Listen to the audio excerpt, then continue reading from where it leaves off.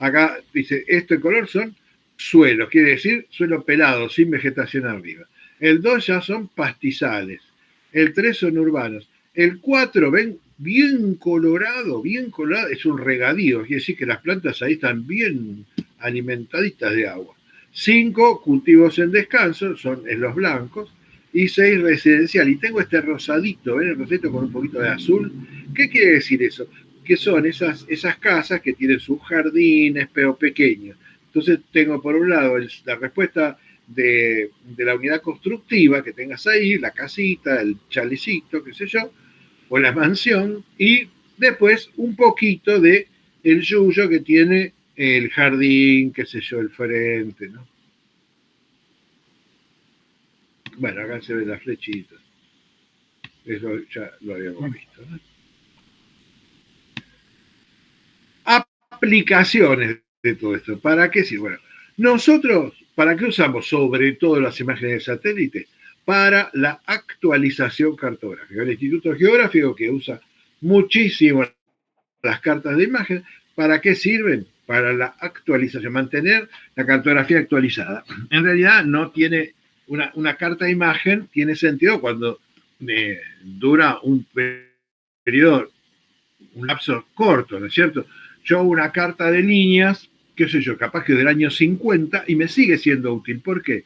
Porque tengo levantamiento topográfico de alta calidad, como se hacía en esa época, sí tengo mucha información de curvas de nivel, las vías férreas que no han cambiado, tengo los cursos de agua, un montón de información que saco de ahí y puede seguir siendo útil. Claro, si hay una localidad seguro que es más grande, puede ser que una ruta vaya por otro lado, ¿no? Eso sí. Entonces, ¿cómo actualizo esa carta que tiene utilidad pero que planimétricamente me quedó desactualizada? Por ejemplo, con imágenes de satélite, ¿no? Y acá tengo ¿cuáles son los grandes cambios? ¿No? La mancha urbana, generalmente crece, las redes de camino, redes de vías férreas más menos, esto cambia menos. Áreas industriales a veces se agrandan, últimamente se nos achican. Áreas de cultivo, áreas de explotación minera, áreas de explotación petrolífera, áreas contaminadas. Esto, áreas afectadas por inundaciones, eso es cuando yo uso una carta en medio de un fenómeno, áreas afectadas por incendio. Entonces yo puedo usar una ortoimagen porque para eso, porque se produce en un día yo ya puedo tener una ortoimagen. Tal vez sea más difícil ponerle todos los chiches de alrededor, lo que se llama el layout, es decir, cargarle el título, ponerle todas las pequeñas interpretaciones, hacerla bonita, ¿no? Pero la ortoimagen yo la puedo poner y puedo trabajarla y ponerle algún tipo de información, obviamente la escala la puedo poner, que sale todo automático. Y eso, el proceso de ortoproyectar, y eso se hace en horas, así que de un día para el otro yo puedo tener la cartografía, por ejemplo, para analizar áreas afectadas por inundaciones. O sea, imágenes ortoproyectadas donde yo puedo medir y calcular, por ejemplo, distancias, superficies, y tal vez dentro de 3 días yo de vuelta tengo otra ortoimagen y puedo ver la variación de inundación, si siguió, en dónde se contrajo, si las áreas afectadas por incendios se han reducido, cuánto se afectó. Bueno, y eso lo puedo hacer no solo con una imagen que me muestra más o menos por dónde está el merengue, que es obvio, sino, por ejemplo, ya con una ortoimagen, porque me va a permitir medir también, medir y calcular superficie. Acá tenemos una típica carta de imagen satelital, 1 en 500.000, que como abarca mucha superficie, es una escala muy chica, de las cartas topográficas es la escala más chica, ¿no? Después son mapas. ¿Se acuerdan la diferencia entre plano, carta y mapa? Bueno, un tema de escala. No solamente de escala. Y de detalle. ¿Cuál era la diferencia? Cuando yo hablo de plano, cuando hablo de carta y cuando hablo de mapa. ¿Qué es lo que cambia? El objetivo. No sé, sí, también, pero desde el punto de vista cartográfico hay una cosa fundamental que cambia. Los en signos. El plano, No, en el plano ya se ve qué es lo que... Porque las otras no llaman plano, se llaman carta y se llaman mapa. Se lo digo. En el plano, Eso seguro que se va a hacer. en el plano sería veo dibujado en verdadera magnitud. En la carta veo con símbolos, ¿puede ser? No, no, no. Concretamente, yo puedo tener un plano a escala 1 en 500, si no están en su verdadera magnitud. Esta escala 1 en 500. No, ya Sí sé, están en digo su verdadera que posición, eso se sí. aprecia la... Se aprecia el tamaño, sí. Pero bueno, también podría pasar en una carta al 20.000 que yo vea cosas. Bueno, la respuesta es la siguiente. Se refiere a la superficie de referencia. Cuando yo tengo un plano, quiere decir que estoy en una pequeña superficie. O sea, aunque sea algunos kilómetros de camino, o que sea, no deja de ser un plano. Mi superficie de referencia es un plano. Cuando yo voy a una carta, ya abarco centenas de kilómetros. Entonces tengo que usar otra superficie de referencia, una más rigurosa. ¿Cuál va a ser? El elipsoide. ¿Se dan cuenta, chicos? Entonces, la referencia de una carta, la superficie de referencia de una carta es el elipsoide. Obviamente, las curvas de nivel van a estar referidas al geoide, ¿no? Es decir, las cotas de esa curva de nivel van a ser cotas geoidales. Pero la carta, toda la planimetría está referida al elipsoide. Hoy en día al elipsoide WGC84, antes al que pasaba por el punto hinchado. ¿No?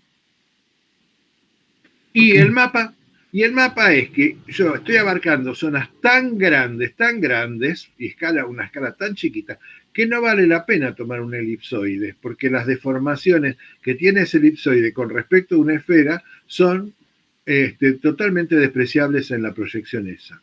Entonces tomo una esfera. Entonces, mapa, cuando mi superficie de referencia es una esfera.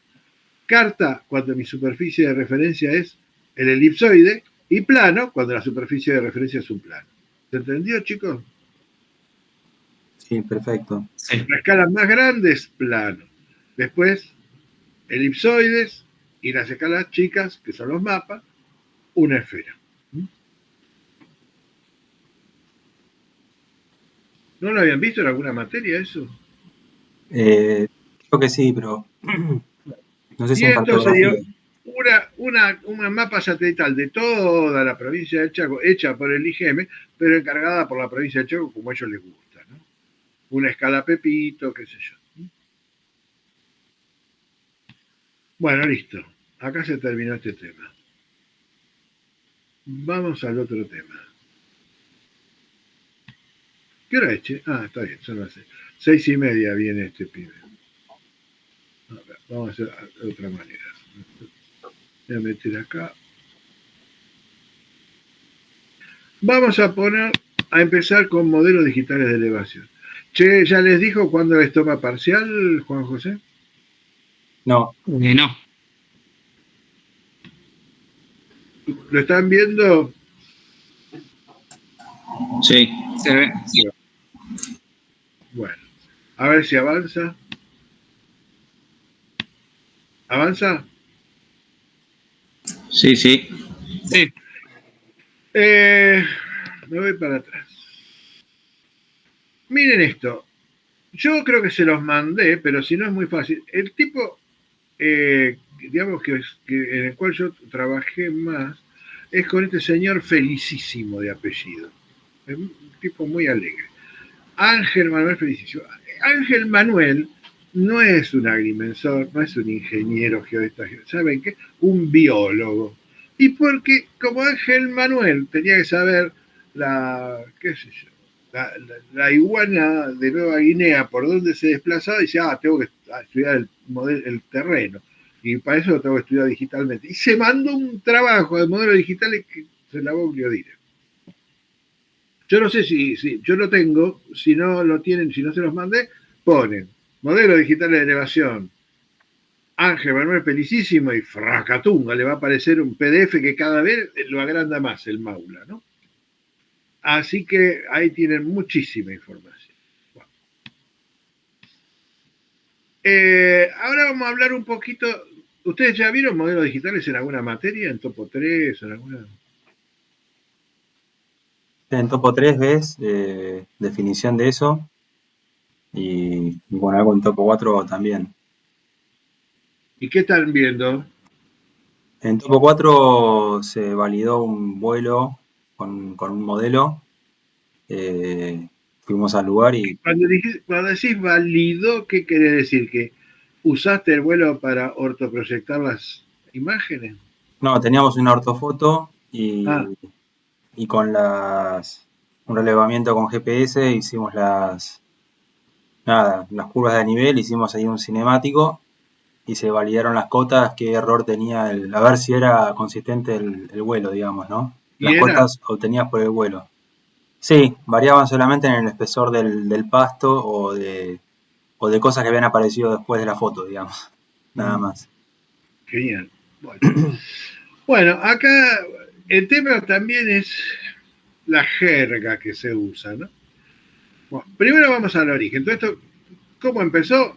La necesidad de trazar caminos. Yo, cuando estudiaba, me tocó hacer un camino a mano. No sé a ustedes si tienen una materia. Yo tenía una materia que se llamaba obras de ingeniería, agrimensura aplicada a las obras de ingeniería, una cosa así. Y concretamente, el gran trabajo práctico de esa materia era trazar un camino. ¿Ustedes tienen alguna materia tipo caminos, así, que tienen que trazar un camino? No, sí, Fernando hizo Por ahora, es el por maestro. ahora en agrimensura no tuve, pero eso, lo que dice Leandro. Fernando creo que sí. Los civiles tuvimos Sí, transporte en y Fernando transporte. Claro, hizo todo ahí. civiles más vale, claro, sí. Hay una materia Bueno, que se llama diseño no y sé a operación vos, de Fer, caminos. si te habrá tocado hacerlo a mano. Ya en la época que yo estudiaba, no se rían, había. No se escucha, ¿eh? Se colgó.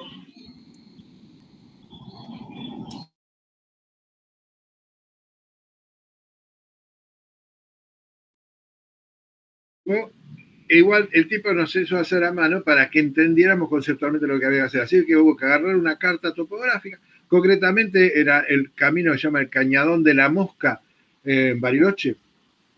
Y bueno, simpáticamente uno de mis compañeros, Palomeque, el Pepe Palomeque, fue el que trazó ese camino después, años después.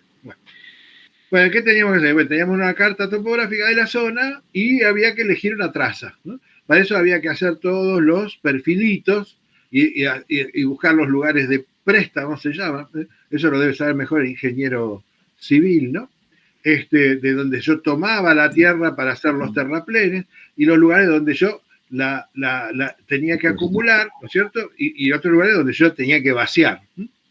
Bueno, eso fue un laburo que me llevó todo el año a hacerlo. Hicimos una sola traza. La verdad de la milanesa es que no se hace una, se hacen varias y se toma la óptima.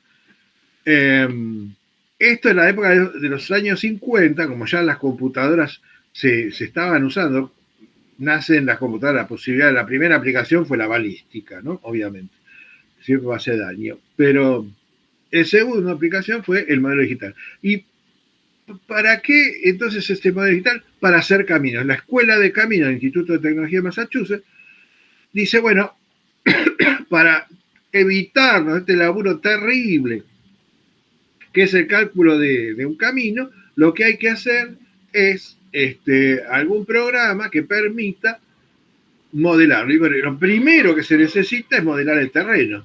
Entonces yo tengo que representar el terreno.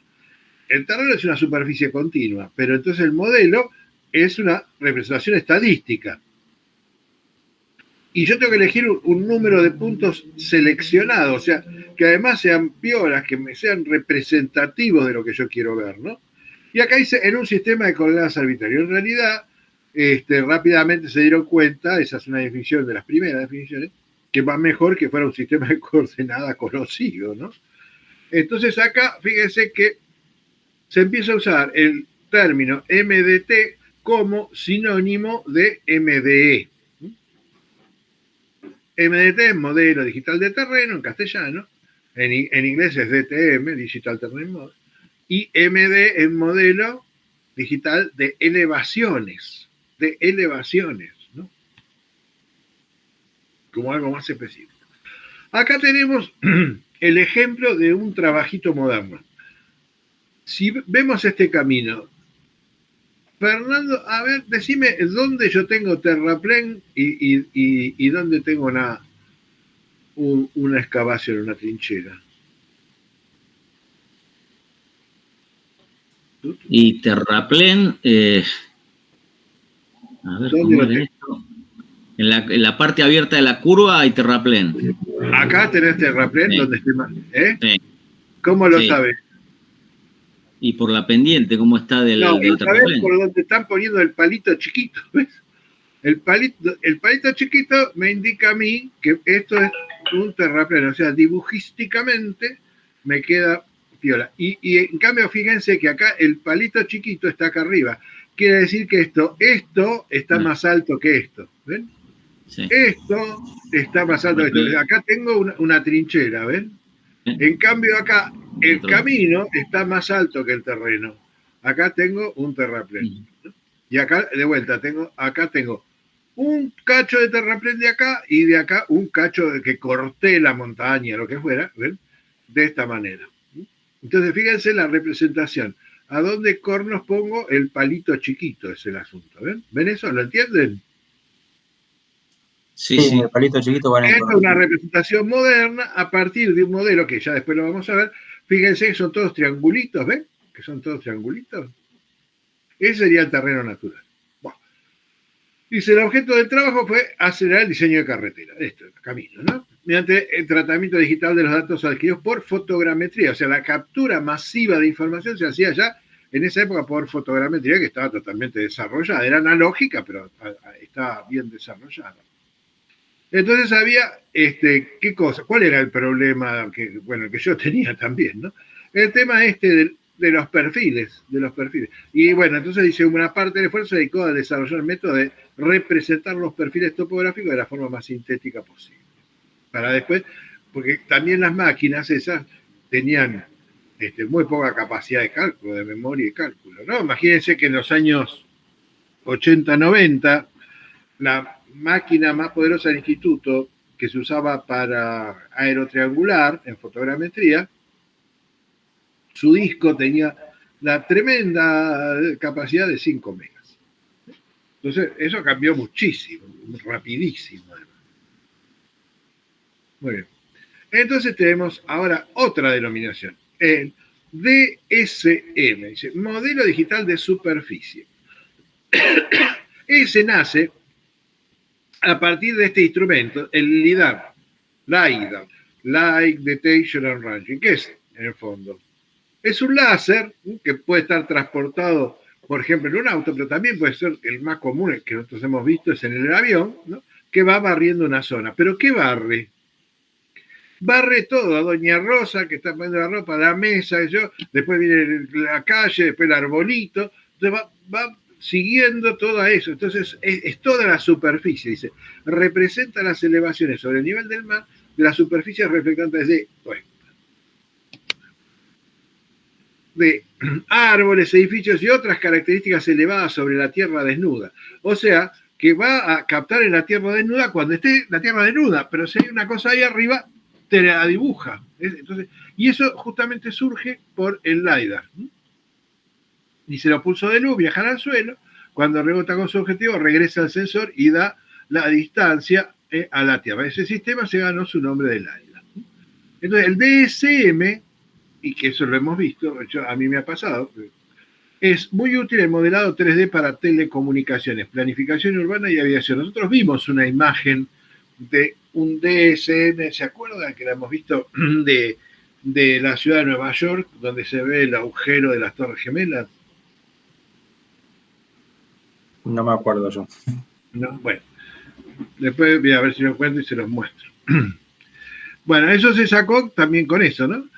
Cuando acá en la Argentina, a principios de este siglo, vinieron todas las empresas, pues se privatizó todo y qué sé yo, y sobre todo acá dice telecomunicaciones, concretamente la de celular, tuvieron que elegir, o sea, hubo una primera etapa, pero una segunda etapa que ya hubo más densidad, los edificios que tenían intervisibilidad en las ciudades, para instalar las grandes antenas, ¿no es cierto? Eso se hizo, tenía que hacer con un vuelo fotogramétrico, y en lugar de usar una cámara fotogramétrica, no sé después las diferentes soluciones, pero por ejemplo en la ciudad de La Plata, donde yo en ese momento a mí me habían contratado, vinieron unos franceses que ofrecían este sistema LiDAR y decían que podían dar una confiabilidad de más o menos 10 centímetros, ¿no?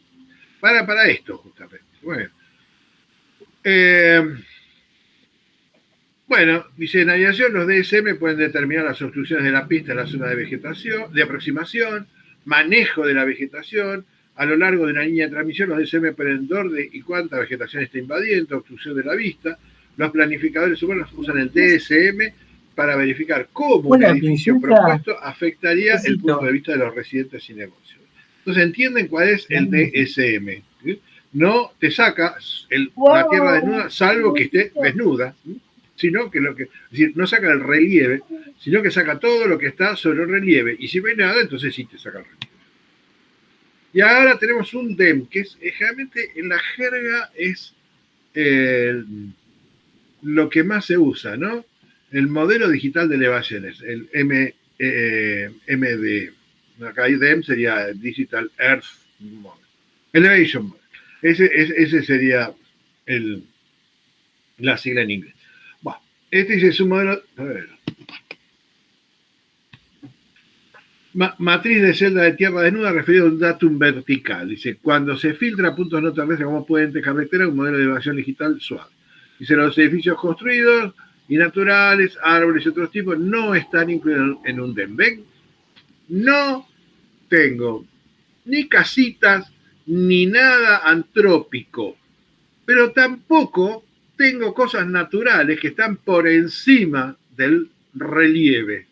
El DEM precisamente lo que describe es el relieve, la tierra desnuda. ¿Se entiende eso? Entonces ya tenemos en la jerga de la agrimensura y de la ingeniería, cuando hablamos de un DEM, estamos hablando rigurosamente del relieve. ¿Y para qué se usa mucho? Bueno, para esto fundamentalmente, para el modelado hidrológico de un área, ¿no? Para saber para dónde corre el agua. Para dónde corre, cómo se acumula, la dirección que tiene, el sentido. Bueno.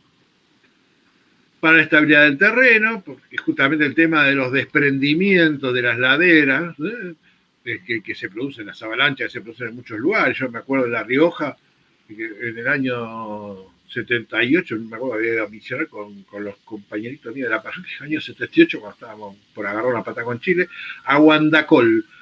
Y en una noche éramos los únicos en un micro, éramos 17 tipos, varones y mujeres. Y se veíamos cómo bajaban las avalanchas porque llovía y había avalanchas. Después había que esperar y atrás venía la topadora de Vialidad Nacional a sacarlos, a despejar la ruta. Y así fuimos llegando. Bueno, entonces también sirve para modelar eso, ¿no? Mapeo de suelos, ayudan a mapear los suelos, que son una función de la elevación, como la geología, el tiempo y el clima.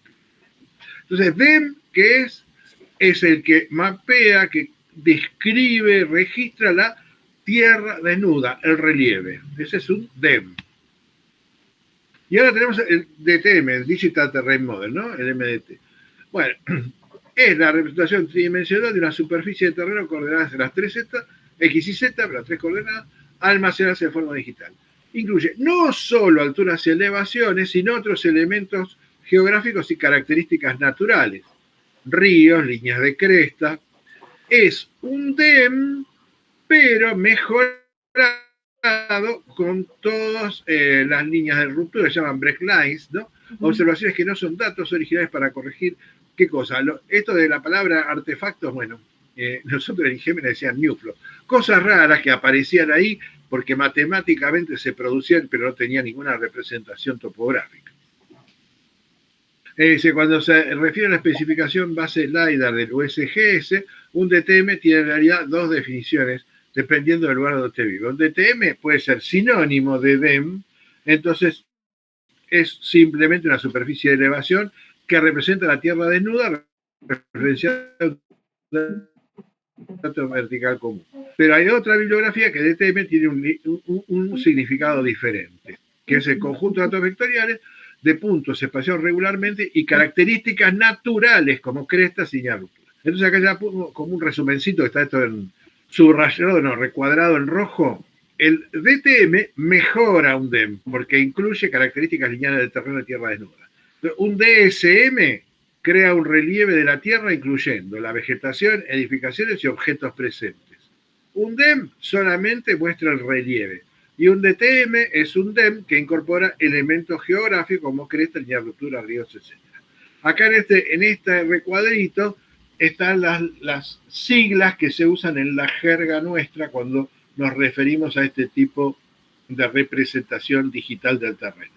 Esto sería piola que lo tengan en la RAM, ¿está bien? Que es un DTM, que es un DEM y que es un DSM. ¿Está? ¿Se entendió esto, chicos? Sí, sí. Sí. Representación digital del terreno. Bueno, acá, fíjense, habla de una función bivariable continua, z firulete de x, donde z representa la altitud del terreno en el punto xy, y firulete es una función que relaciona la variable con su locación geográfica. Es un modelo digital de elevación y se aplica a la función sobre un dominio espacial concreto. Entonces, un modelo digital se describe genérica matemáticamente como función de D, que es el dominio espacial, y firulete. Bueno, ahora, ¿cómo es el asunto? Vieron que les conté esa anécdota de las curvas de nivel y les hablé de la serie de Fourier. ¿Ustedes se acuerdan de la serie de Fourier?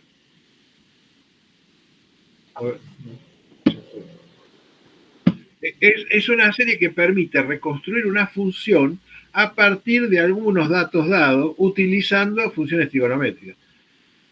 Entonces yo no conozco la función, pero tengo valores de esa función y los cargo en la fórmula de este señor Fourier. Entonces, el señor Fourier la pensó para funciones de tipo periódica, pero a mí no me importa que ese terreno después se tenga que volver a repetir. Yo veo el cacho que a mí me interesa. Es una función rara un terreno, tiene formas raras, qué sé yo, ¿no? Pero lo puedo llevar a una combinación de senos y cosenos.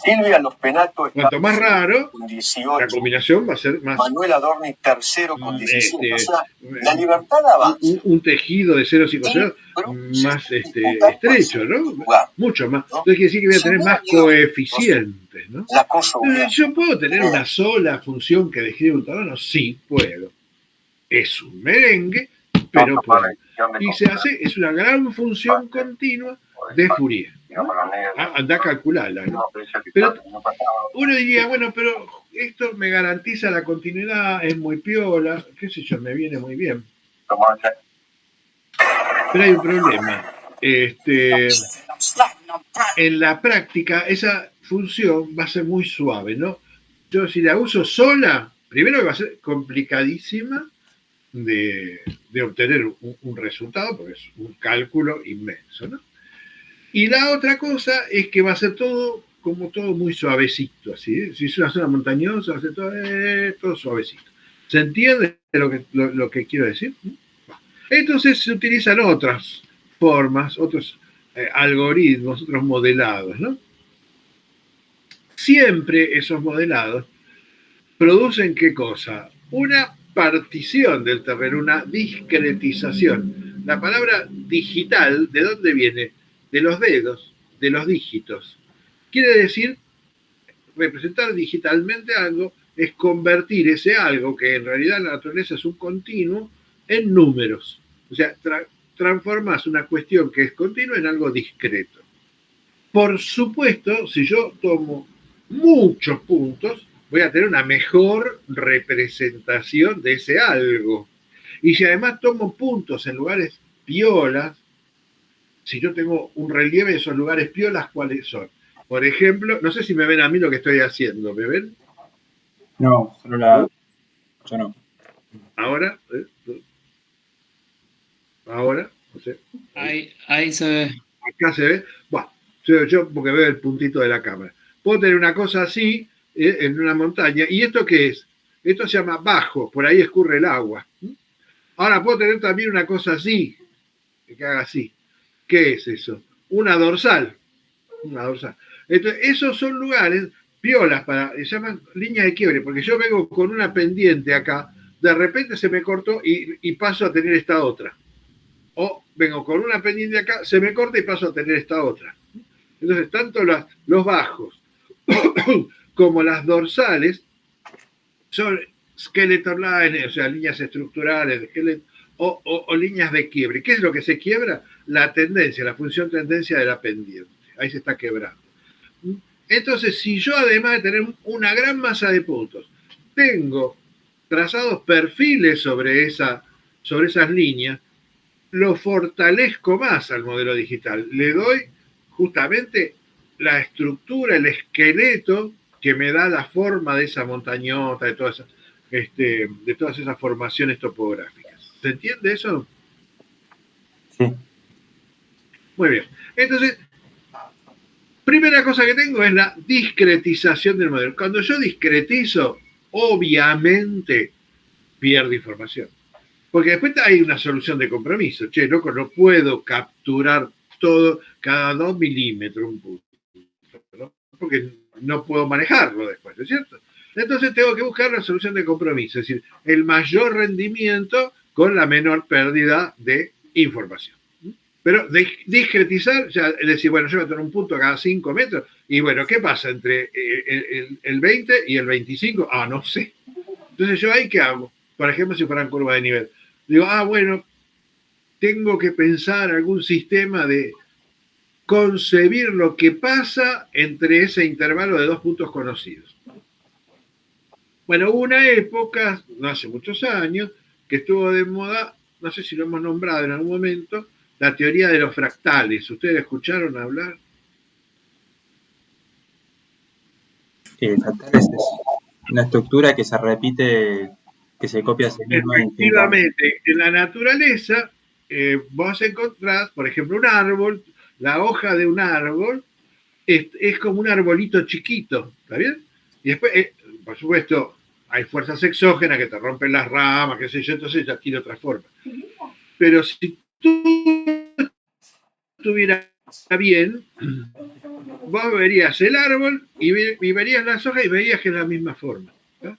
Es decir, yo tengo en lo grande y en lo chiquito la misma forma. Eso lo descubre un señor Mandelbrot en la década de los 80 y escribe un librito que se llama ¿Cuánto mide la costa de Bretaña?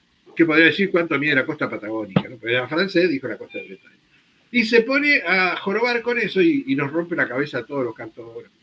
Porque dice, no sé, porque depende del protocolo de medición. Una cosa es que yo mida la costa de Bretaña con una regla de 1 kilómetro, que la mida con una regla de 500 metros, que la mida con una regla de 250 metros o de 100 metros. ¿Por qué? Porque si yo la mido con una regla de 1 kilómetro, o 1 kilómetro, 1 kilómetro, 1 kilómetro, 1 kilómetro. O sea, capturo un punto y un punto en cada kilómetro. Pero si yo pongo una regla que tiene 100 metros, estoy capturando un punto cada 100 metros. La costa de Bretaña va a entrar y salir y tener... ¿Y qué pasa si antes yo tenía una costa así, suave? Ese perímetro va a tener una dimensión.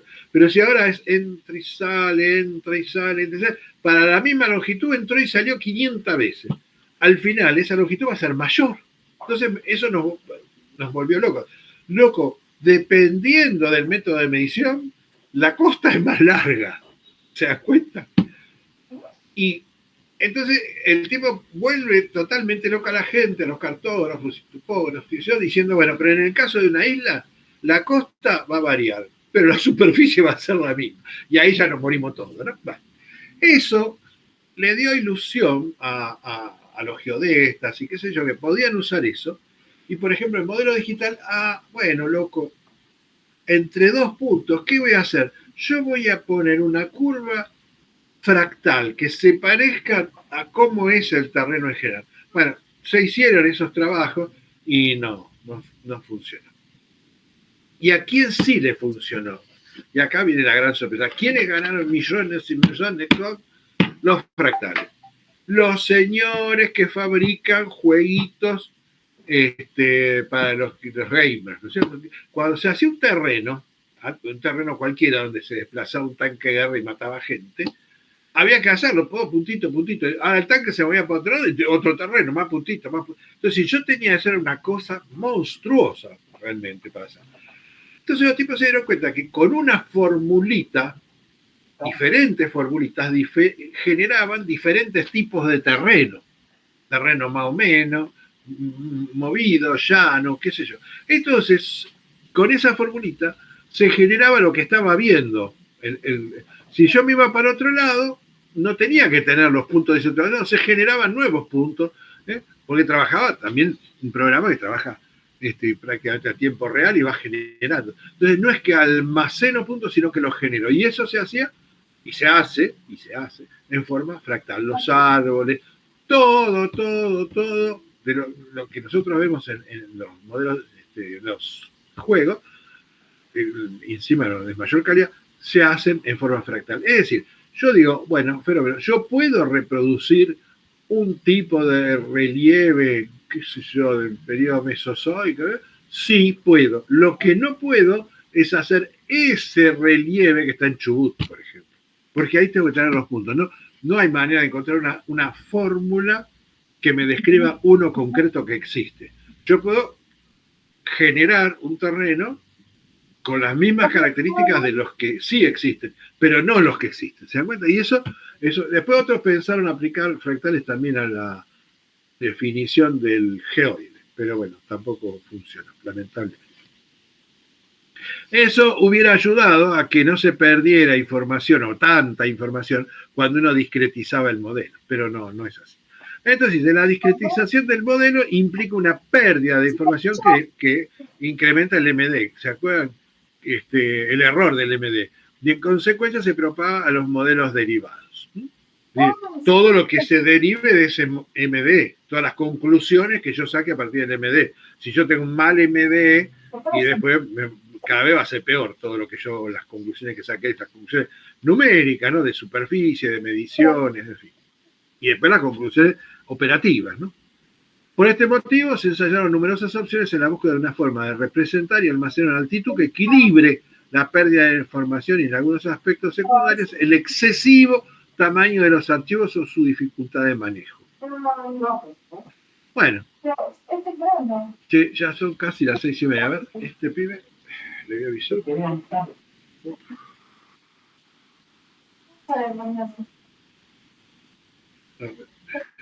A Juan José.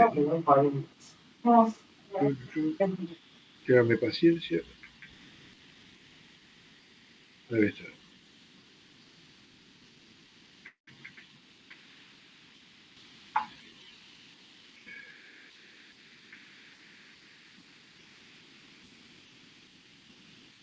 Ahí le mandé, a ver si me lee. Bueno, sigo un poquito más. Estructuras de datos en el MD. ¿No? Dice, bueno, fíjense, tengo un punto acotado. Yo lo que tengo es un punto acotado. Dice, definido como una terra con un valor de altitud Z. O sea, yo tengo primero dos valorcitos XY, ¿no? Y atribuido a ese valorcito XY una Z. Muy bien. Y después voy a tener, a partir de un intervalo de muestreo, hay gente que utiliza el espantoso neologismo, anglicismo, sampleo. Lo detesto, aplazaré a todo alumno que me diga sampleo. Bien, ya está, ya lo dije. Muy bien. Entonces yo tengo eso, es decir, un par ordenado XY con un atributo que es la Z. Muy bien. Ahora, hay otra posibilidad, que son las superficies de nivel que en su intersección con la montañita me dan las curvas de nivel. ¿Y ahí qué tengo? Ahí me contestó que sí. Bueno, el 5 está bien. ¿Qué tengo yo? Una variación de XY y siempre la misma Z. Y siempre la misma Z. O sea, si yo eso lo hago digitalmente, yo voy a tener curvas de nivel, no sé si me ven el dedo, acá una, después otra. Voy a tener como un modelo de alambres de curvas de nivel que representa la montañita. ¿Se dan cuenta de eso? Sí, Z constante. Bueno, si fuera un alambre acá cerrado, otro alambre, otros anillos, ¿no? Bueno. Pero después hay otra forma, por ejemplo el raster. ¿Qué era? En las imágenes raster, ¿qué tenía yo? Tenía elementos de imagen con un nivel digital que era en función del brillo ¿Se acuerdan? Se entiende en función del brillo, del tono. Bueno. Y si a ese nivel digital pasa a ser representativo de la altura, entonces acá yo voy a tener una estructura teselada, porque, para no llamarlo píxel, ¿no? Teselas, que son cachitos, una justapuesto, con cotas. Entonces, lo más oscuro puede ser lo más bajo, que sea, lo más blanco, lo más alto, y todo en el medio, la sucesión de grises que me representa las diferentes alturas. ¿Se entendió? Entonces yo puedo tener un modelo de actos vectorial dado por entidades geométricas definidas por coordenadas de vértices y nodos, y el modelo raster basado en tesela, que son elementos de superficie, que si fueran imágenes le llamaríamos píxeles.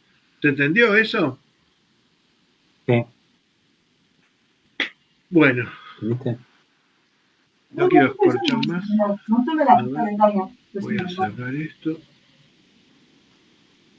Voy a dejar de presentar. Acá está. Y ahora aparece si yo, mira. ¿Este quién es? No sé qué. Bueno, y ahora lo esperamos a nuestro amigo Juanjo. Mi amor, mi vida. Mañana tenemos que ir al centro de posición. ¿Cortamos 10 minutos mientras? Bueno, si ustedes quieren, le aviso.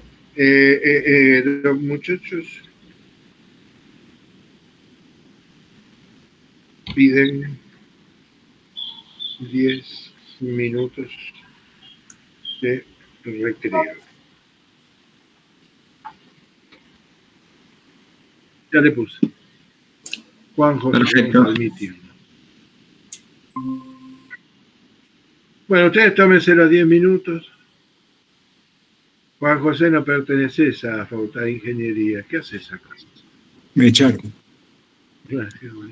Bueno, los otros, el público se rajó 10 minutos porque se ve que les repudrí la salud. Pero bueno, después que te llame y dice, no nos darás 10 minutos. Bueno, está bien. Así bueno, que sí. Por eso te juro. Bueno, ¿vos bien? 10 minutos para ver recordar lo que hicimos. Bueno, no te tengo que dar nada, ¿no? Simplemente me las tomo. Yo creo que sí. De última, si se corta, mandamos otro link, no te hagas problema. Bueno, Pebete, te mando un abrazo. Que ande todo bien. Chao, querido. Chao. Sí, bueno, en principio lo de la carátula, perdón, de ansioso. Saqué la carátula de cálculo, que estaba buena, estaba linda, pero de ansioso. Dejé eso. Me subrayaste.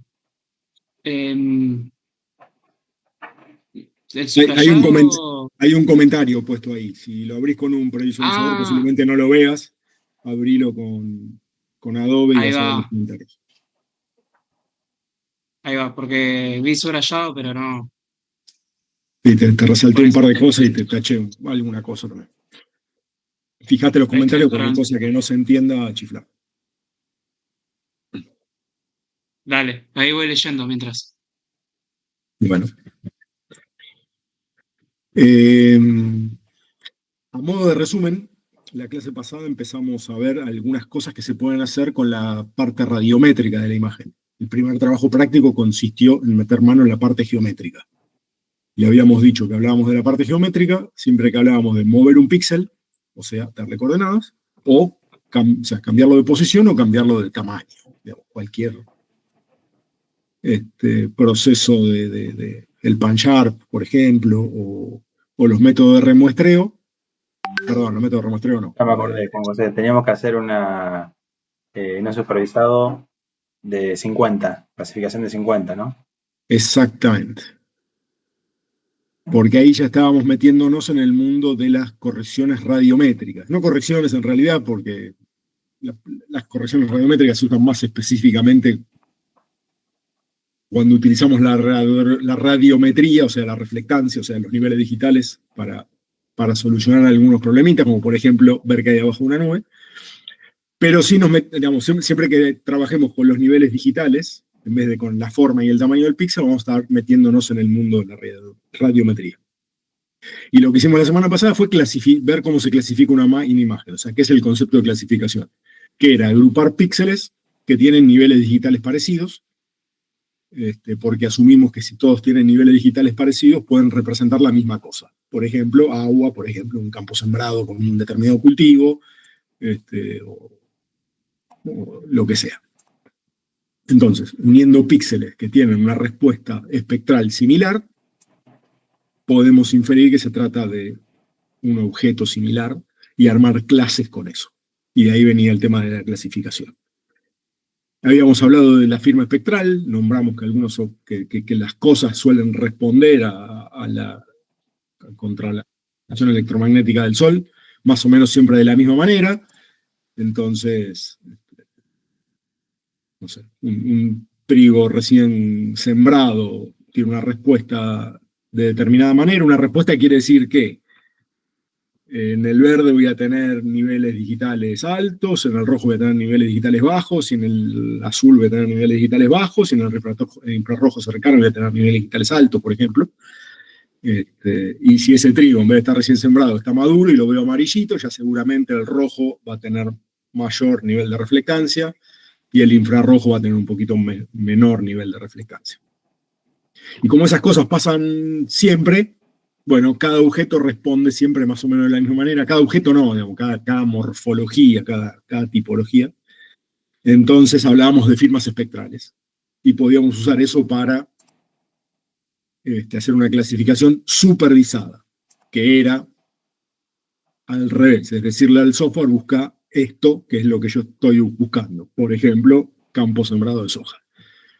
Entonces, yo ya sé que la soja responde de esta manera, invento números, en el rojo alrededor de 10, en el infrarrojo cercano alrededor de 200, en el azul alrededor de 300, y si responde, si en esas cuatro bandas la respuesta es más o menos así, hay una alta probabilidad de que eso que es ahí abajo sea soja, entonces le pido al software que busque esos valores. Eso era clasificación supervisada. La no supervisada es, no voy a hacer ningún análisis a priori, simplemente le voy a decir al software que agrupe cosas que a él le parezcan parecidas, y yo después me dedico a analizar, mediante interpretación, qué cosas son las que el software agrupó en cada una de las clases. Y entonces ahí, nada, les había quedado a ustedes como tarea, utilizando el PDF ese que se llama SOPI clasificación, creo, aplicar eso y obtener algún resultado.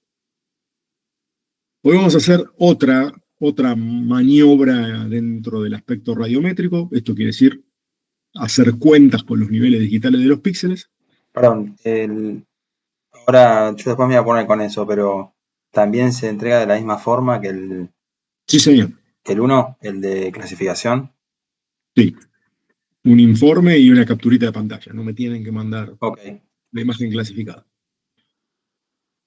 Una capturita metida dentro del informe.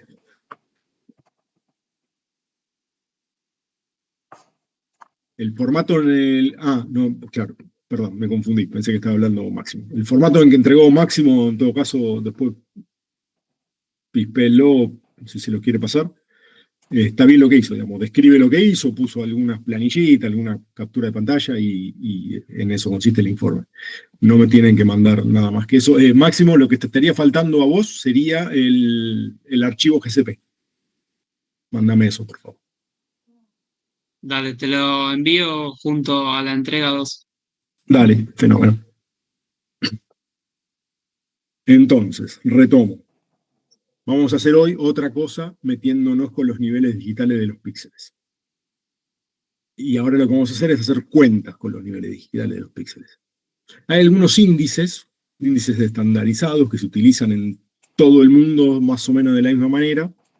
Y eso, como se vienen utilizando así desde hace mucho tiempo, permite hacer algunos análisis que a lo largo del tiempo han ido permaneciendo constantes y nos permiten saber, por ejemplo, en el caso que vamos a ver hoy, la calidad de la vegetación. Porque este índice en particular, que se llama índice verde, lo van a ver abreviado como NDVI, ahí tienen la traducción al inglés de eso en el PDF que les pasé. El índice verde lo que hace es medir la respuesta fotosintética de las plantas. O sea, que una planta verde, vigorosa, en crecimiento, va a tener un índice de vegetación alto, un índice verde alto, y una planta seca, muerta, enferma, o con algún tipo de estrés hídrico o lo que sea, va a tener un índice de vegetación bajo. Y el índice verde se calcula utilizando dos bandas, la roja y la infrarroja. ¿Por qué se calcula solamente con dos bandas? Y la verdad que esto es un tema simplemente de la limitación que tenían los sensores satelitales en el siglo pasado, en la década del 70, cuando se empiezan a utilizar las imágenes para hacer este tipo de análisis, o del 60, mejor dicho. La banda azul estaba prácticamente vetada en los satélites porque como la atmósfera refleja mucho el azul, digamos, en la banda azul siempre se veía todo muy azul, digamos, los satélites no tenían sensores en el azul porque funcionaban muy mal. Eso después fue evolucionando y hoy tenemos imágenes, obviamente, que la banda azul guarda la información muy bien. Entonces, simplemente por una cuestión técnica de la tecnología disponible en ese momento, las bandas en las que mejor respuesta se obtenía uniformemente y la capacidad tecnológica de ese momento permitía desarrollar, era sensores en el infrarrojo cercano y en el rojo. Y por eso se usan estas dos bandas. Hoy, si quisiéramos hacer un índice verde de un poquito de mejor calidad, seguramente meteríamos en el medio la banda verde, obviamente, pero ya perderíamos la posibilidad de comparar con índices y con históricos. Entonces, este índice quedó así, se usa el rojo y el infrarrojo en todo el mundo y está bien estudiado que es así. Bueno, ¿qué hace este índice? Basta de cháchara. Este índice calcula les voy a mostrar acá, pene que comparto pantalla.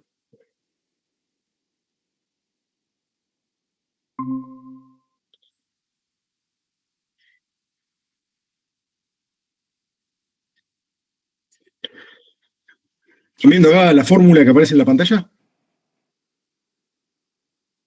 Se ve, sí. Maravilloso. ¿Cómo no te entendí? Perdón. No, preguntaba si estaban viendo lo que estoy compartiendo acá, que dice la Sí, fórmula sí. del índice verde. Entonces tenemos la reflectancia del infrarrojo menos la reflectancia del rojo dividido la reflectancia total.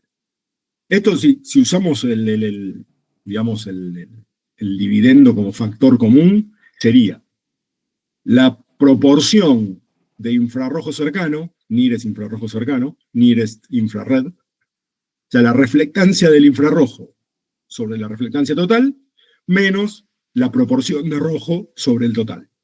Sacamos factor común el total y nos queda esta cuenta. Pero es básicamente ver qué tanto infrarrojo refleja y qué tanto rojo refleja. Y esta, como está conformada esta ecuación, queda acotada entre menos 1 y 1, ¿no? Porque si yo sáquenle el rojo, quedémonos con el infrarrojo sobre el total, es una proporción. La proporción está entre 0 y 1. El rojo sobre el total es otra proporción, que está entre 0 y 1. Si hago la cuenta, esta ecuación queda acotada entre menos 1 y 1. No hace falta que cachen ahora la matemática, pero piénsela 2 segundos y se van a dar cuenta que es así. Bueno, el asunto es que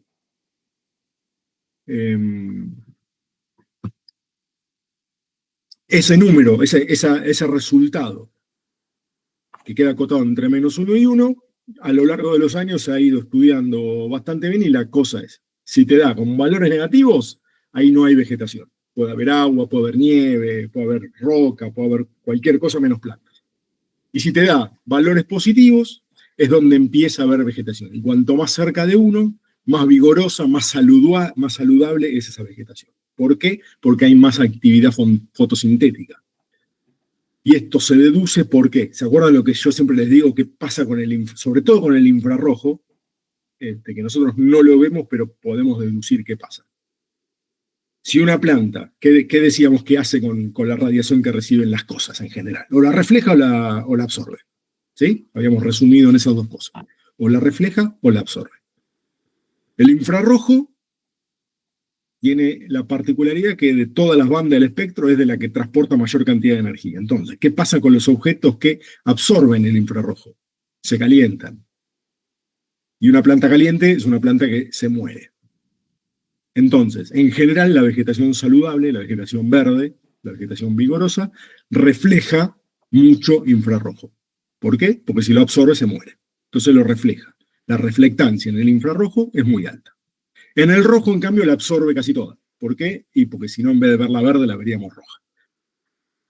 Entonces, teniendo en cuenta ese comportamiento de la vegetación, podemos pensarlo de esta manera. La plantita, cuando está verde y sana y reluciente, refleja mucho infrarrojo y absorbe mucho rojo. Esa misma planta, si se seca, por ejemplo, yo la dejo en una maceta y no la riego durante un mes, si se seca se empieza a poner amarilla. La planta amarilla, ya, por ejemplo, el rojo no lo está absorbiendo tanto, está reflejando un poquito, y por eso ese rojo mezclado con el verde y con el azul que también va a reflejar, ya la empiezo a ver amarilla en vez de verla verde. Ya no absorbe todo el rojo, lo empieza a reflejar, y ya no absorbe todo el infrarrojo, también lo empieza a reflejar. Perdón. Entonces, ese índice verde va a ir variando si la planta está verde o si la planta está amarilla. Bueno, esa variación, esa respuesta, haciendo esa cuenta, yo me puedo dar cuenta cuál es la calidad de la vegetación que estoy analizando. Entonces, valores bajitos, positivos pero bajitos, van a ser vegetación enferma, vegetación muerta, valores medios, alrededor de 0,5, una vegetación que está creciendo. Por ejemplo, en un campo sembrado, va a ser una zona donde hay plantitas, pero entre las plantitas viviendo suelo. Entonces voy a tener parte de tierra, o parte de piedra, parte de yuyal por ahí, y la planta mía que está creciendo. Veo un mix entre el verde de mis hojas y el suelo que está arado debajo. Ahora, cuando esa planta está vigorosa y está bien verde y la cobertura es buena, ya dejo de ver el suelo, veo está todo bien tapado de verde, y ese índice se va a ir acercando a 1. Así funciona. Ahora, ¿cómo hago la cuenta? Bueno, yo tengo que decirle a algún software, agarrá el nivel digital que tenés en el rojo, agarrá el nivel digital que tenés en el infrarrojo y hacer esta cuenta. Y hacerlo píxel a píxel. Eso se llama álgebra de bandas. Cuando yo me pongo a hacer cuentas entre los niveles digitales de los píxeles, se llama álgebra de bandas. SOPI te permite hacer álgebra de bandas. A vos podés decirle a SOPI, agarrar los niveles digitales de esta banda, sumale esta, restale esta, dividirlo por esto, sumale 4 y sacarle la raíz cuadrada. Dentro de todas las cuentas que uno puede hacer, donde uno define la ecuación que quiere como resultado, hay algunas que, como se usan mucho, ya vienen predefinidas. Entonces, el índice verde es uno de esos. Como casi todo el mundo que analiza imágenes satelitales para el tema agrícola, de vegetación o ambiental, calcula el índice verde, en vez de vos tener que ponerte a hacer la cuenta, ya hay un botón donde SOPI agarra y hace la cuenta entre esas dos bandas. Eso lo van a encontrar en el menú procesamiento. Voy a mostrarles. Aguántenme que abro un SOPI y ahora comparto pantalla.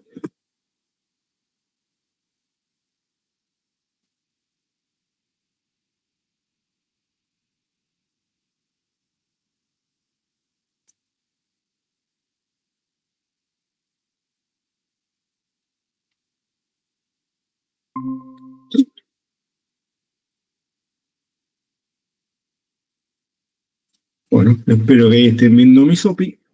Para que esto funcione, yo necesito incorporar al SOPI dos bandas, que tiene que ser la roja y la infrarroja. Esto es importante. SOPI va a hacer la cuenta entre dos bandas. SOPI no sabe si es la roja o la infrarroja. Lo que le tiene que decir cuál son ustedes. Así que yo voy a agarrar dos bandas cualquiera. No sé si son la roja o la infrarroja, pero para muestra basta un botón. Me voy a venir al menú procesamiento. Y fíjense que acá tenemos una que es álgebra de bandas. Entonces yo podría decirle acá, poner una ecuación A más B, o escribir la ecuación que a mí se me dé la gana. Acá yo si quiero la resto, le resto 4, lo que quiera. Pero como le decía, no tengo que hacer la cuenta, porque como esta es una cuenta que se usa mucho, SOPI ya la trae preseteada. Entonces vamos a venir a índices estandarizados. Y acá SOPI trae 4 índices estandarizados. Nosotros vamos a hacer el índice verde, NDVI. Y SOPI lo único que hace es preguntarme, bueno, decime cuál es la roja y decime cuál es la infrarroja. De todas las bandas que yo tenga acá, vos decime cuál es la roja y decime cuál es la infrarroja. Yo le voy a decir... el problema es que acá tengo espera. Sí, ¿sabes lo que pasa? Yo estoy viendo solamente la pantalla negra del SOPI, no veo lo que estás haciendo. Muy bien, Sí. no veo la ventanita que se abre, entonces tengo que compartir pantalla completa. Aguanten cachito. Comparto pantalla completa.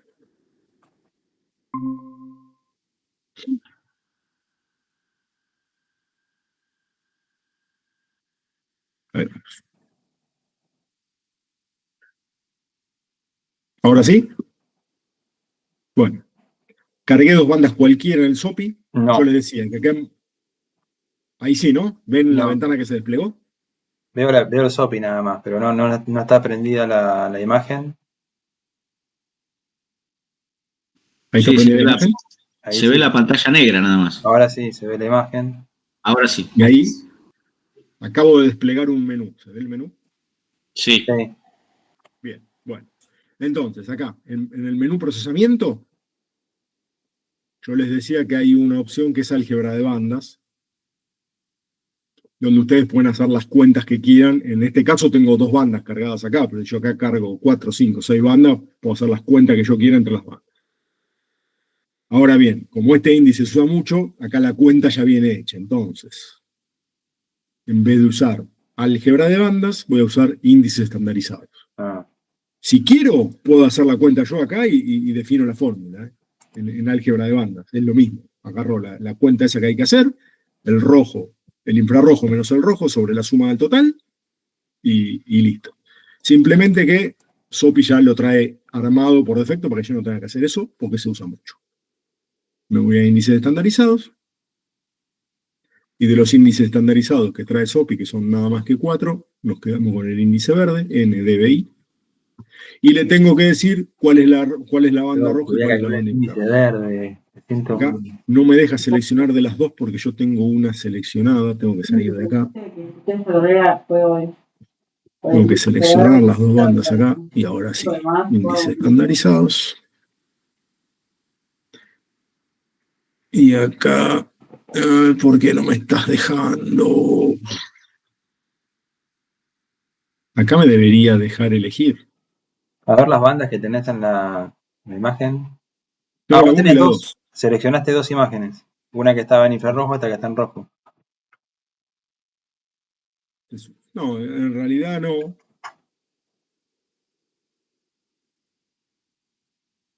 O sea, una imagen determinada, un layer, tiene que tener mínimo las 2 bandas.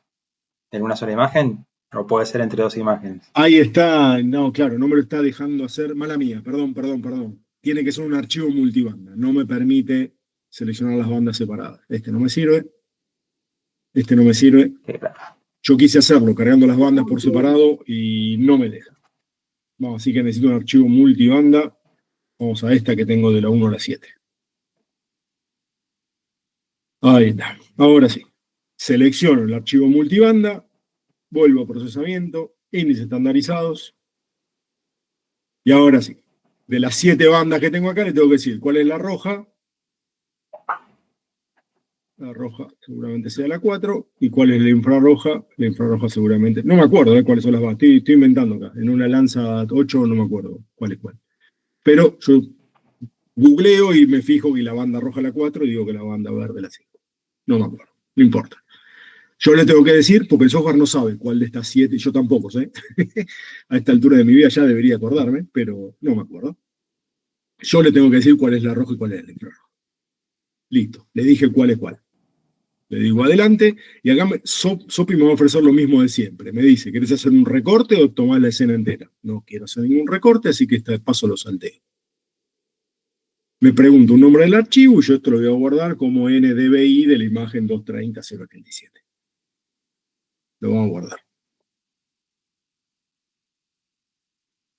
Pero como no sé si esa es la roja o la infrarroja, le voy a llamar basura porque desconozco el resultado.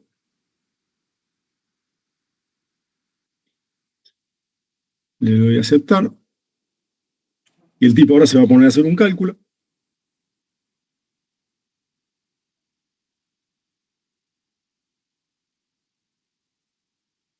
¿Qué está haciendo? Está haciendo para cada píxel esa cuenta que les mostré antes. Está restando la reflectancia del rojo con la reflectancia del infrarrojo y lo está dividiendo por la suma de los dos. Una pregunta, yo recién tiré lo de la clasificación, lo hice con 50 clases. ¿Está bien o Sí. eran menos, 25? No, 50 está fenómeno.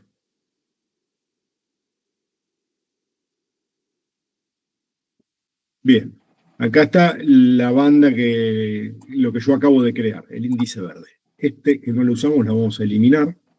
Entonces, partí de un archivo multiband donde tenía 7 bandas y se acaba de crear este nuevo archivo raster.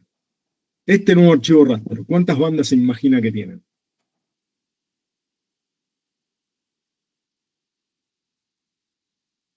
Si es un nuevo archivo raster, debería ser una sola.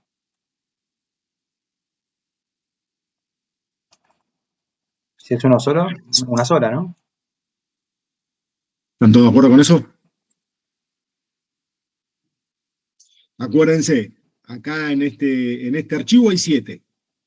Uy, toqué mal. Y yo seleccioné 2. Seleccioné la roja y el infrarrojo para hacer las cuentas. Y tuve como resultado este archivo.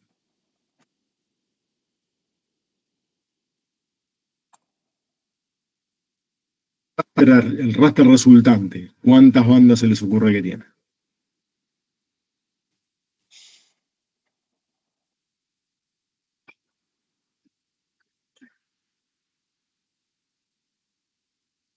Alguien que no sé quién es dijo tiene una sola.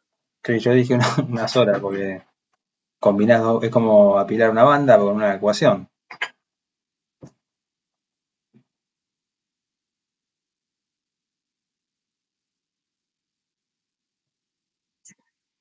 ¿No hay más opciones? ¿Uno solo se anima a arriesgar?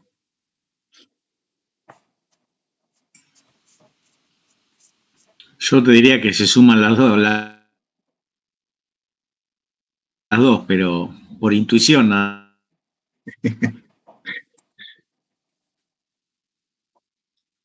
Bueno, el resultado va a ser un archivo raster de una sola banda.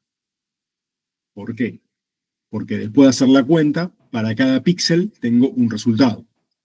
Sumé el infrarrojo, perdón, agarré el nivel digital del infrarrojo, le resté el rojo y lo dividí por la suma. Obtengo un número. Entonces voy a tener un archivo monobanda donde cada píxel tiene el resultado de esa cuenta. Y el resultado de esa cuenta, como les comenté antes, está acotado entre 1 y -1. Acá, como yo no puse, vamos a acercarnos acá a una zona. Esto es el Valle de Río Negro. ¿Hola? Déjenme realizar esto de nuevo, a ver si logramos ver un poquito mejor. Sí, buenas tardes. Un poquito mejor. Y ahora prendo esto. No te Me está escucho bien. dando ¿De un dónde? espanto, pero no Ya me importa. llamaron, no Vamos a te. preguntar qué hay acá. Sí, no, ya les dije que no. Gracias, Chao. Ahí está. Ahí toqué un píxel cualquiera. Ustedes lo estamos viendo toda negra la pantalla, no importa. Pero acá hay píxeles y cada píxel tiene un nivel digital. Y fíjense que el nivel digital que yo acabo de tocar es 0,14. Es positivo, quiere decir que hay vegetación. Voy a hacer clic en otro lado de la pantalla y seguramente estoy tocando otro píxel y ese valor debería ser distinto, 0,14, siempre acotado entre -1 y 1. Porque la cuenta da eso, da números entre -1 y 1. No sé si toqué o no toqué.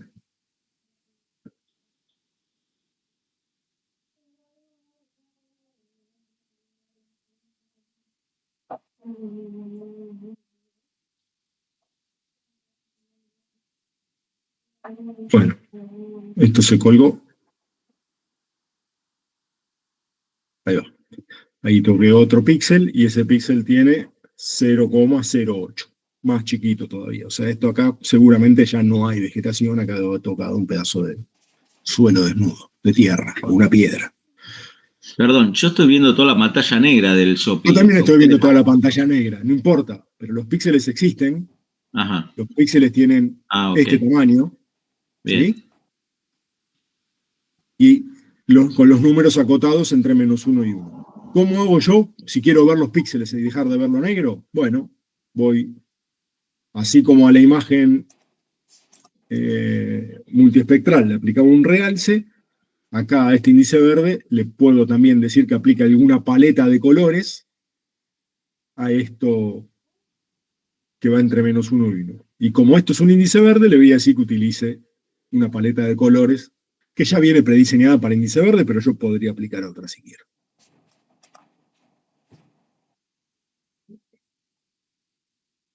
Y entonces ahí le acabo de aplicar una paleta de colores. En vez de andar preguntando píxeles, vamos a leer acá abajo, en la barra de abajo del SOPI, el nivel digital. Fíjense que todo lo que está cerca del 0 lo pintó de marrón. Ve que este es 0,08, este es 0,087, este es 0,14. Es como que hizo una especie de clases para pintarlos. Y ahora voy a tocar un oscuro y es 0,2. O sea que el índice es más alto. Y este está entre medio, este es 0,3. Y el blanco, que es el río, en el blanco tengo nivel digital de menos, fíjense, menos 0,09, valor negativo. O sea, ¿por qué? Porque esto es agua.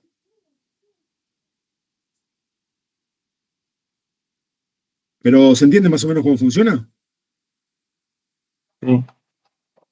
Bueno, y si a mí no me gusta esta paleta de colores que aplico acá, yo puedo aplicar alguna otra que viene predeterminada o crear mi propia paleta de colores. Me creo una creada por mí.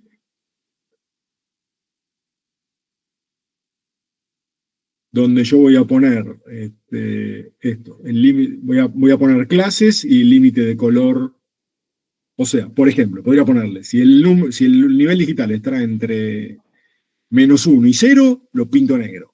Si está entre 0 y 0,5, lo pinto de amarillo, y si está entre 0,5 y 1, lo pinto de verde. Y me armé yo mi propia paleta de colores, si no me gusta esta. Lo que me interesa, más que la paleta de colores a aplicar, es que conceptualmente se entienda de qué corno se trata el índice verde. ¿Cómo lo ven? No, está bien. Así tenés otros índices también que sería el mismo criterio, nada más que es para otro patrón. Exactamente.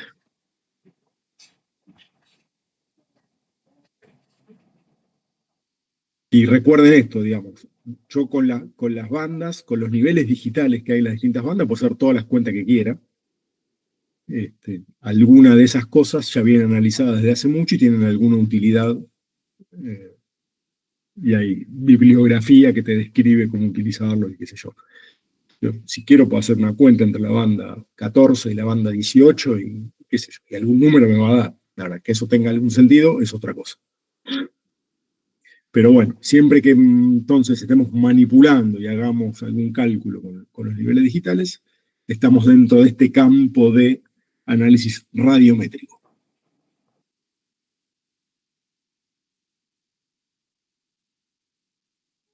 ¿Hasta acá vamos bien? Sí, sí. Bueno, Sí. fenómeno. Punto aparte, damos vuelta a la hoja y vemos otra cosa totalmente distinta.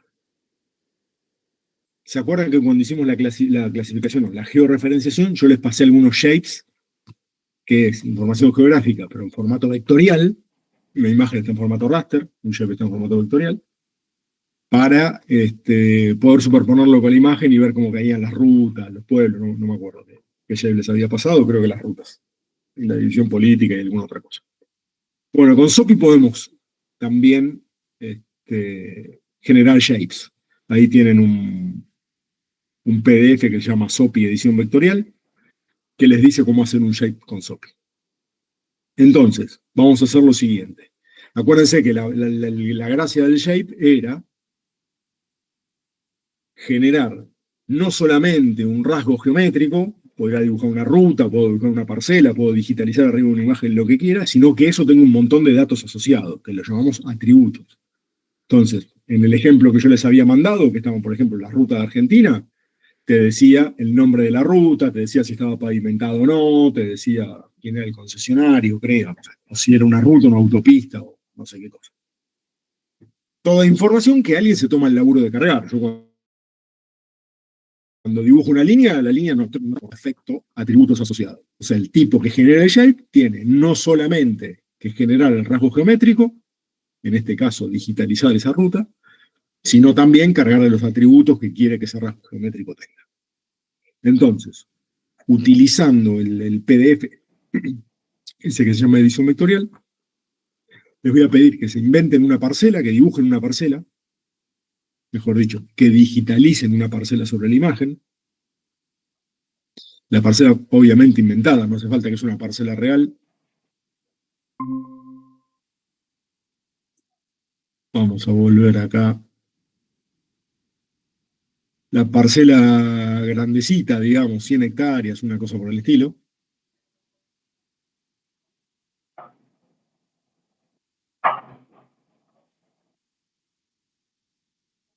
Entonces, por ejemplo,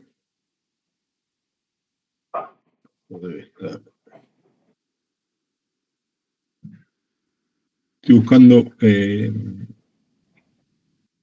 acá, la herramienta tiene esta, edición vectorial. Edición vectorial. No le gusta. Abrir y cerrar. Cerrar y abrir. Sí. Sí. ¿Por qué hace esto, Sopi? Pero vos que generas un shape con... No, ahora quiero crear un shape de cero. Quiero mostrarles cómo crear un shape de cero. Y obviamente Sopi no le está gustando.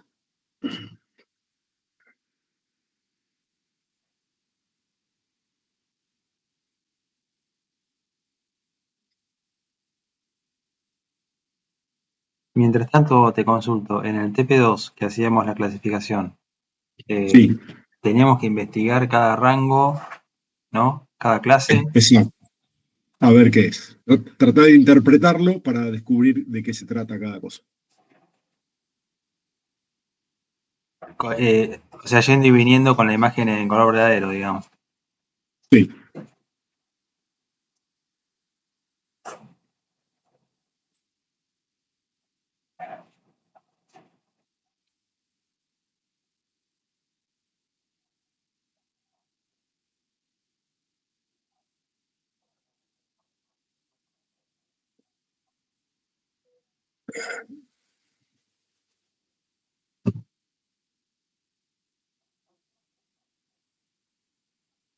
¿Qué te pasa, Gaucho? ¿Qué dice? No, tengo que tener selección.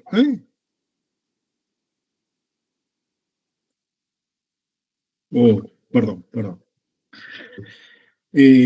Cuando ustedes vienen acá a herramientas y seleccionan edición vectorial, me dice que no se puede porque en realidad tengo que venir acá.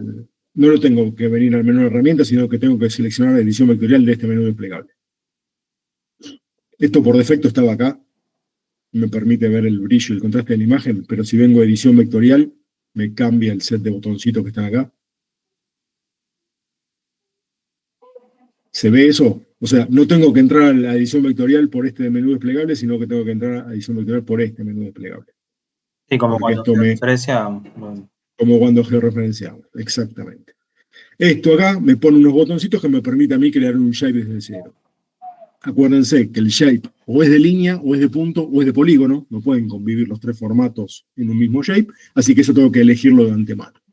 Y acá puedo crear una capa vectorial de puntos, crear una capa vectorial de líneas o crear una capa vectorial de polígonos. Yo voy a hacer una de polígonos porque quiero dibujar una parcela. Entonces, estoy inventando absolutamente, pero acá tengo, a ver, agregar elemento, y voy a decir que esto que está acá, por ejemplo, no sé si ustedes están viendo el poligonito amarillo que se pinta ahí. Sí, sí. Ah, desapareció ahora. Ahora Ahí sí. está. Bueno, yo puedo inventar y voy a decir que eso es una parcela con la cual yo voy a trabajar. A esta parcela le vamos a agregar algún nombre, porque la gracia de un shape es que cada rasgo geométrico tenga atributos asociados. Así que, no sé, le vamos a poner nomenclatura, ponele.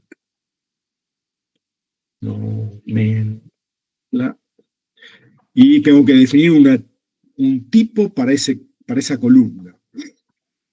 Esto es, ¿se acuerdan que cuando hablamos del shape dijimos que había 4 archivos?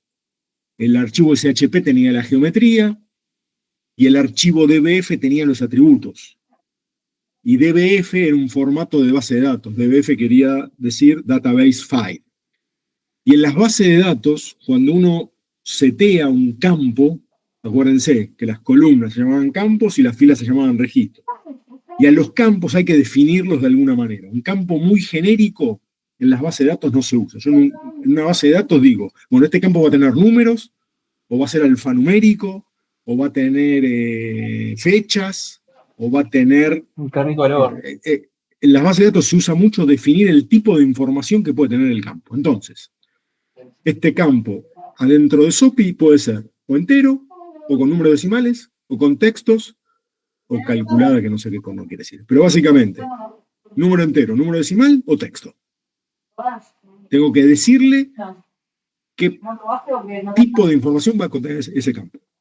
Si le digo entero, por ejemplo, y quiero escribir 4,5, no me va a dejar. Si le digo decimal y quiero escribir Juan José, no me va a dejar. Si le digo texto y escribo 4, sí me va a dejar.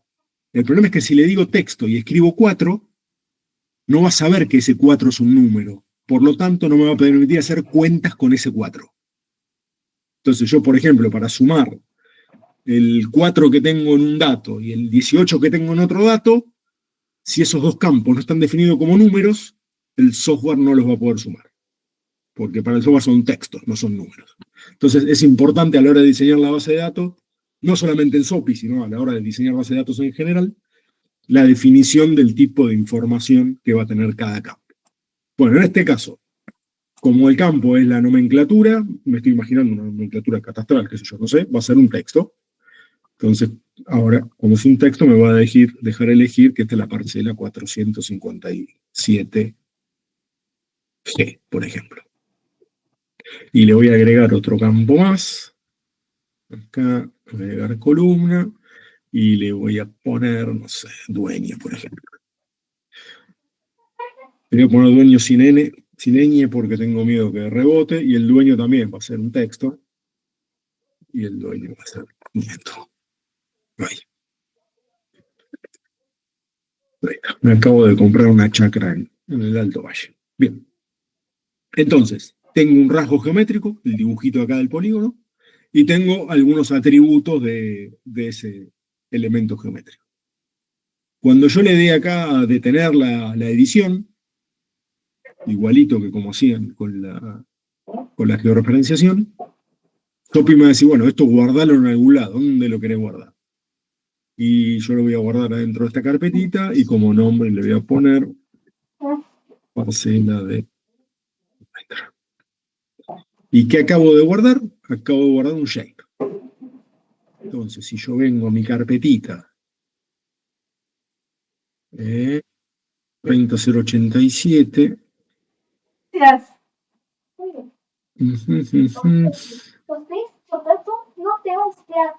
No tenemos plata. Shape de prueba, punto, parcela. Un ratito, hasta la hora de comer. Lo debo haber guardado en cualquier otro lado. Me lo devuelves, ¿sí? Vamos a preguntarle dónde lo guardé. Parcela de muestra. Propiedades. Lo guardé en 230.087 orig.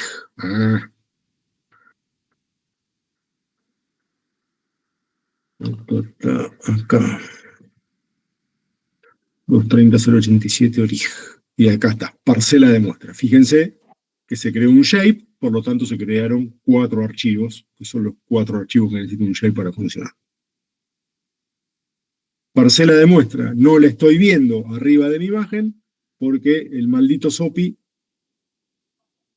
a pesar de que sabe que esto es un vector y esto es un raster, los apila en este orden, y bueno, los software más inteligentes ya directamente los vectores los pone arriba de los raster. Fíjense que yo acá lo acabo de arrastrar para arriba, y ahí me debería dejar verlo. Fíjense que lo pintó de violeta, pero acá está. Vamos a cambiarle la violetez, así se ve un poco mejor. Ponerlo amarillo furioso.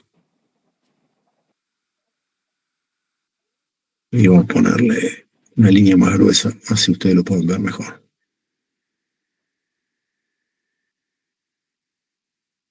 Ahí está, ¿lo ven?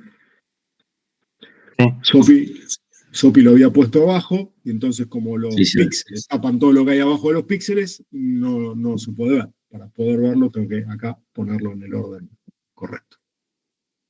Bueno. Y obviamente si yo toco este polígono, ténganle paciencia, en algún momento va a traer la información. Ahí está, donde yo hice clic hay 2 capas temáticas. La capa parcela de muestra, con los datos que yo le cargué, y el archivo 230.087 con las bandas de 1 a 7 con estos niveles digitales. No sé si vieron que yo toqué en el medio del polígono, e igual SOPI me trajo la información que yo le cargué a esta parcela. ¿Por qué? Porque el polígono no es el perímetro que lo define. El perímetro es una entidad geométrica que tiene una determinada área. Entonces, a pesar de que yo le dije a SOPI, dibujame solamente el borde, la entidad geométrica polígono es todo lo que está encerrado por esta rayita amarilla.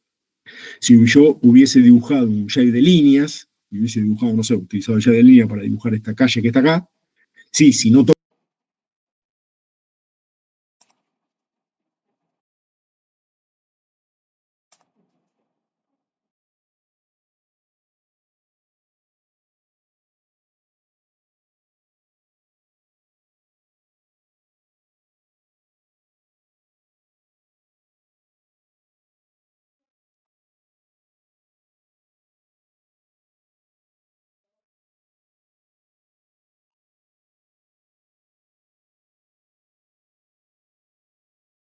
verde les va a dar algún número entre -1 y 1, y que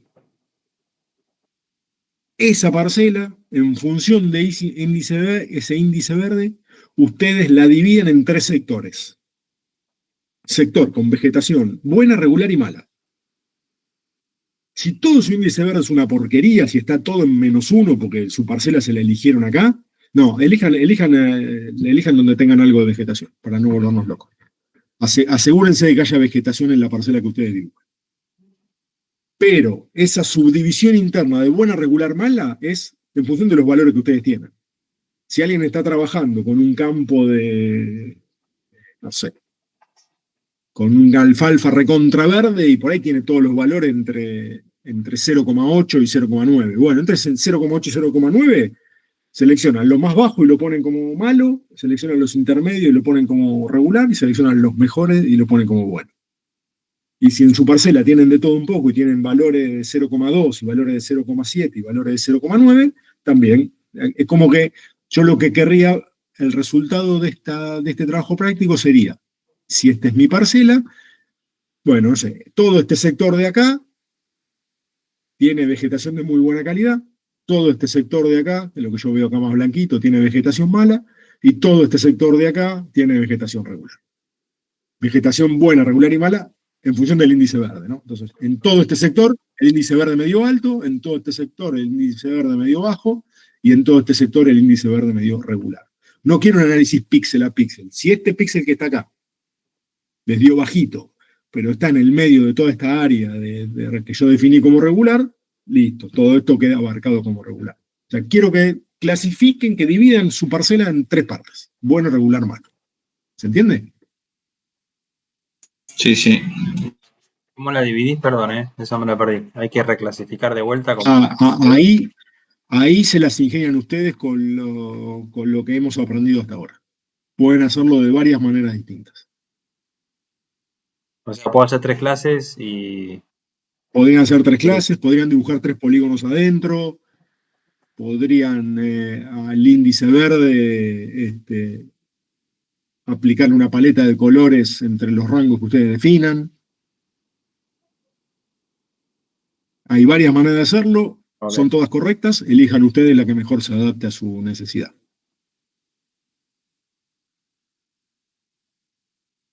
Pero se entiende conceptualmente cuál es el resultado esperado.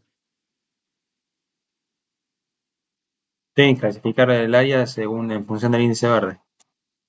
Pero bueno, es eso. ¿Dudas?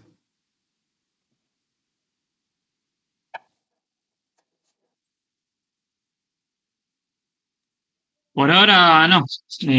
Bueno, Cualquier cosa te escribo al mail. maravilloso. Lo más importante que tenemos que hacer hoy antes de irnos, poner fecha de parcial. Yo les voy a proponer 2 fechas y ustedes me dicen. Martes que viene es 6, 13, 20, 27. 13 o 20.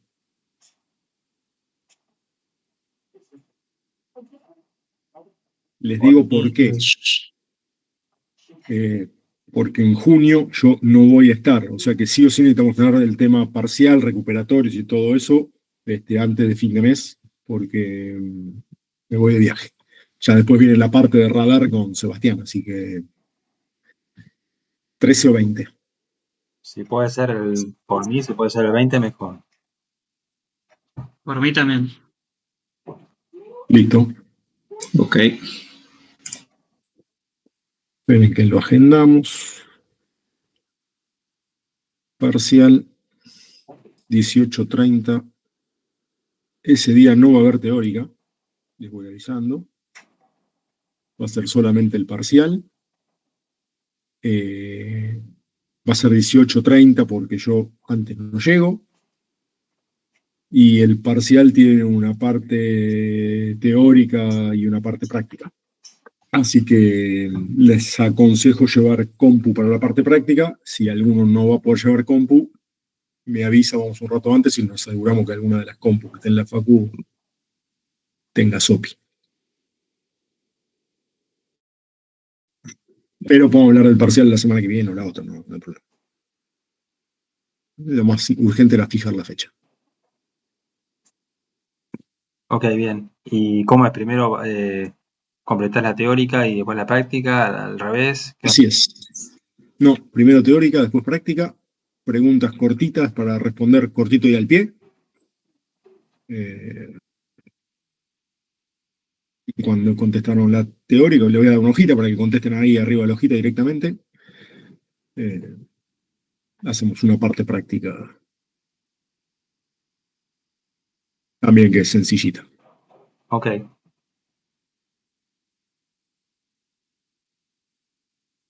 Usando SOPI. La parte práctica es usando SOPI. Ok. Lo que se hace en los TPs. Básicamente. Fundamentalmente el TP1. De lo que hicimos Para en el el 20. TP2 y en el TP3 puede entrar alguna pregunta, pero el práctico va a ser básicamente lo que vimos en el TP1. O sea, TP1 entregado o alguno más. No, para el día del parcial, TP1, TP2 y TP3 entregados. Pueden no estar aprobados, o sea, pueden no estar corregidos, pero entregados TP1, TP2 y TP3. Ok.